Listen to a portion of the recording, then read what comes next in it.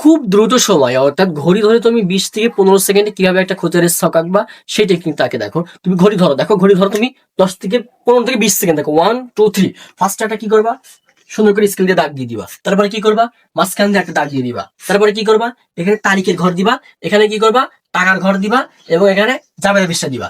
এখানে ঠিক তারিখের ঘর দিবা, এখানে টাকার ঘর দিবা, এখানে জাবেদা পৃষ্ঠা দিবা, এবং টুকুস করে এই দেখে দাগ দিয়ে দিবা। ভাইয়া 15 সেকেন্ডও মনে হয় লাগে নাই, কয়েক সেকেন্ড হয়ে গেছে।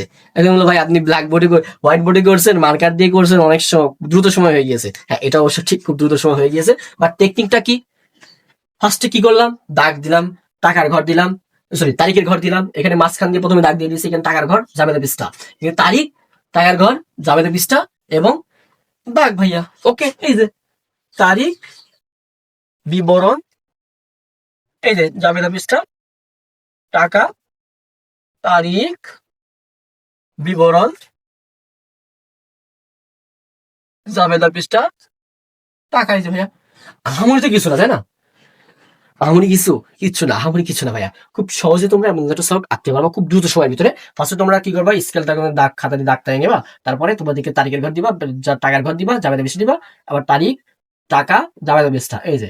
আর এই যে সুন্দর ভাবে তোমরা এইভাবে খুব দ্রুত, মানে তোমরা এইভাবে তোমরা খুব দ্রুত সময়ের ভিতরে একটা খতিয়ানের ছক আঁকতে পারবা। ধন্যবাদ সবাইকে।